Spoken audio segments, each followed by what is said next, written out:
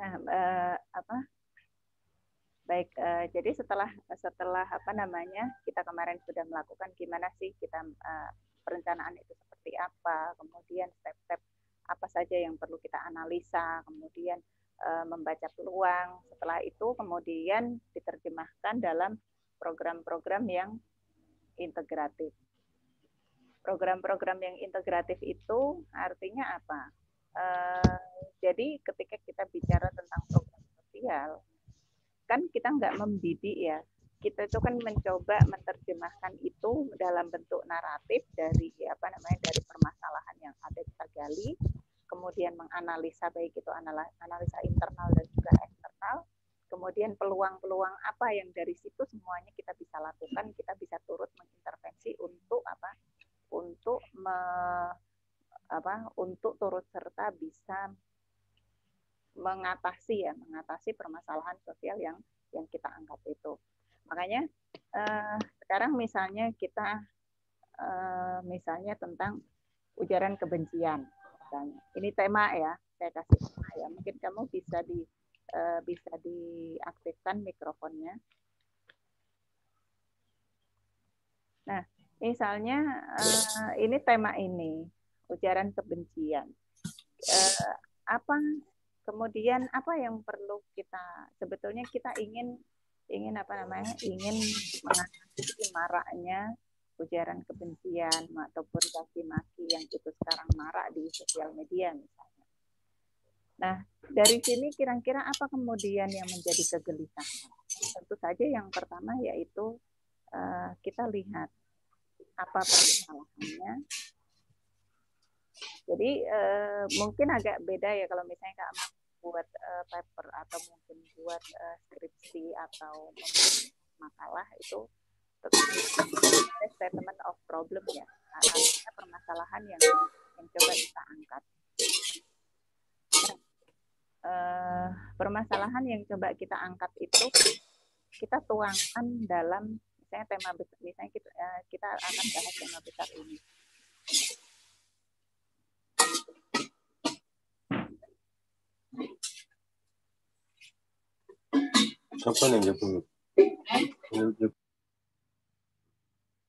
Kita akan bahas tema besar kali ini. Jadi permasalahannya apa, gitu kan? Permasalahan ujaran kebencian apa? Nah, ketika kemudian yang ini sebetulnya akan masuk dalam latar belakang, ya kan? Atau kalau misalnya dalam latar belakang. Latar belakang ini dari sini kamu juga akan biasanya kalau misalnya dalam program-program sosial, latar belakang ini penting sekali. Makanya itu ketika menuliskan narasi tentang apa sebetulnya permasalahannya akan kita angkat dan coba kita atasi dalam program itu, ketika menulis latar belakang, itu mesti kamu harus sertakan data-data, kemudian mungkin frekuensi, kemudian permasalahan ujaran kebencian itu dampaknya apa saja, yang semua itu adalah berbasis data-data. Makanya itu kalau misalnya kamu nggak membaca, kamu nggak akan bisa membuat menuliskan latar belakang permasalahan dengan narasi yang kuat. Ini penting sekali. Nah, kemudian setelah itu apa yang akan kamu lakukan, ya kan?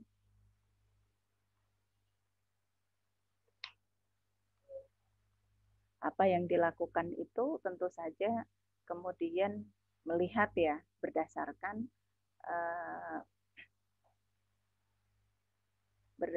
dari analisa yang sudah kemarin kita singgung pada pada materi sebelumnya. Jadi baik itu analisa internal eksternal, kemudian bagaimana peluang yang kiranya bisa kami lakukan, apa yang dilakukan, dan apa yang kamu lakukan itu tentu saja ada bukan urutan ya, ada banyak ya. Jadi misalnya begini, ujaran kebencian ini kemudian kamu terjemahkan dalam program yang banyak sekali. Mungkin kalau misalnya dalam sekarang mungkin kamu buat dari mungkin dari seminar, dari pelatihan, kemudian dari intervensi sosial, kemudian advokasi. Jadi ini adalah hanya eh, tema besar yang ingin kamu angkat dan permasalahan yang saat ini kita hadapi bersama. Jadi apa yang akan kamu lakukan itu tentu saja kemudian itu diterjemahkan dalam beberapa program integratif dan juga saling berhubungan. Makanya kemudian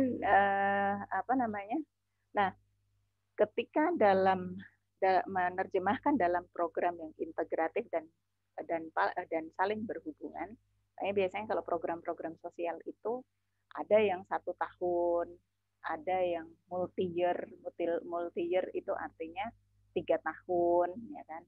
Jadi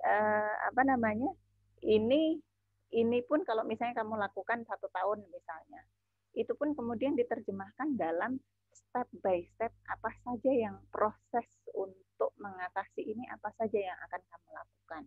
Misalnya kamu punya program kaderisasi, ya kan? Kalau misalnya kamu punya usulan, misalnya punya program apa ini? Kalau misalnya diterjemahkan dalam program integratif, misalnya kita buat lah, taruhlah misalnya kita belanja, kita rencanakan program seminar. Seminar ini fungsinya apa? Ini adalah brainstorming tentang tentang ini loh permasalahan yang kita hadapi. Seminar ini kemudian yang kamu undang siapa misalnya?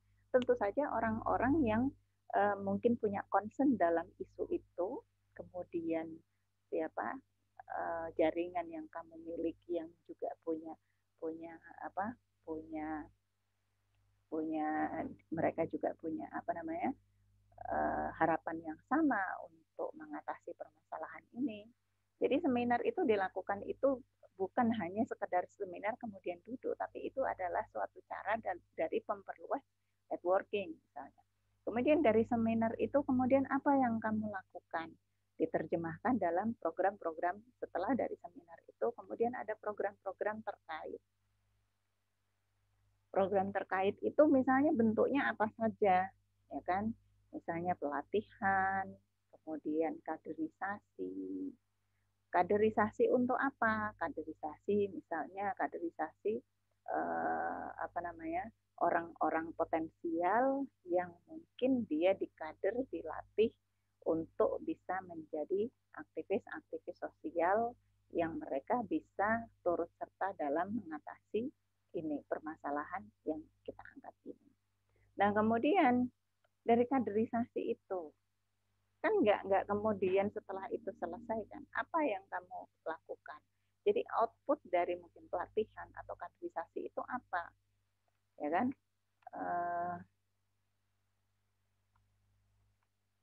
Output dari kaderisasi atau pelatihan ini apa harapanmu? Ini pun juga harus jelas.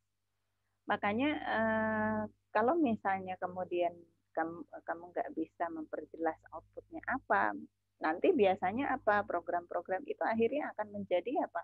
Ya sudah, setelah itu selesai dan nggak ada imbasnya. Misalnya outputnya kan bisa banyak kan, outputnya apa. Kemudian setelah itu kita juga ini pun juga harus didukung dengan apa? Dengan ya kan? Advokasi dan juga dan sosialisasi media. Kemudian yang output dari pelatihan itu ini bisa diakses oleh publik. Jadinya kemudian ini pun bisa misalnya kamu perluas lagi program-program yang akan dilakukan itu ya. Misalnya tentu saja misalnya program yang terkait dari seminar ini adalah misalnya pelatihan dan kaderisasi mungkin di beberapa wilayah, ya kan? Di beberapa wilayah di atau beberapa desa gitu kamu lakukan dan ini dari output ini apa, kemudian setelah itu lakukan apa. Jadi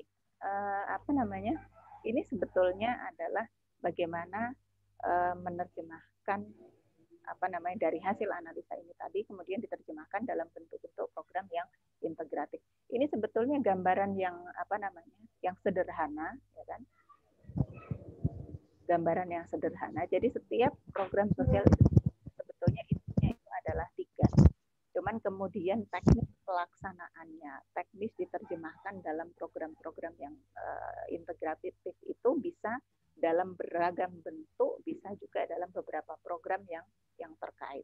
Nah, outputnya ini juga bisa banyak, misalnya ya kan kalau advokasi ini kan pendukung ya, outputnya itu kan bisanya dari seminar, ini outputnya misalnya mungkin proceeding atau kemudian berita, kemudian video dokumentari dan sebagainya. Sementara kalau misalnya dari program pelatihan, kemudian ada kader yang sudah dilatih, kemudian hasil dari pelatihan dan kaderisasi itu dari peserta itu mereka harapannya apa.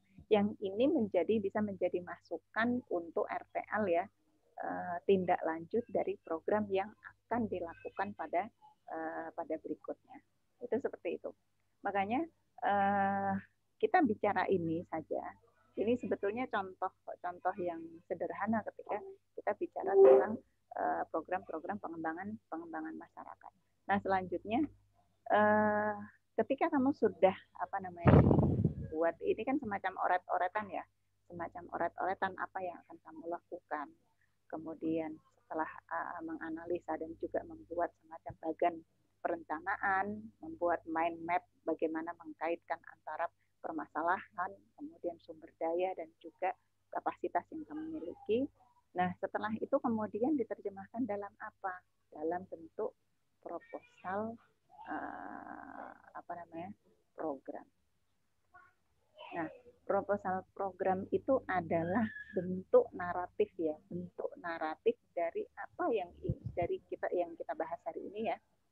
Ini kan tadi hanya contoh bentuk naratif dari kesemuanya ini dalam bentuk narasi yang terukur dan juga step by step dari proses apa yang dilakukan, kemudian lembaga-lembaga mana yang terkait. Jadi bagaimana menarasikan teknis pelaksanaan semua ini dalam bentuk naratif itu adalah dalam proposal program. Jadi sebetulnya kita hari ini adalah ini sebetulnya inti yang kita bahas pada kesempatan kali ini, yaitu ini adalah proses yang kita tempuh ketika kita ingin mendesain suatu program sosial atau mendesain suatu proposal program sosial kemasyarakatan. Itu. Dan untuk proposal program mungkin kita akan share yang sudah kamu kirim ke saya. Mungkin saya matikan dulu ya stop kirimnya.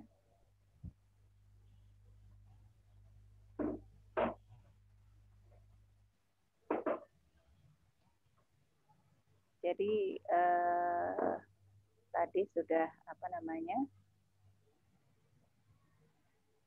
sudah dikirim oleh Mbak Alfia tentang program yang ingin kamu rencanakan. Makanya kita akan melihat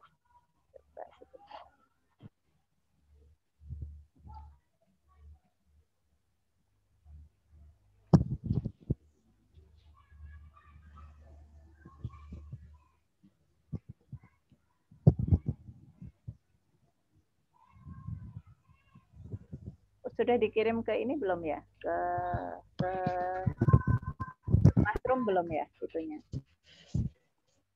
Proposalnya atau di WA sepertinya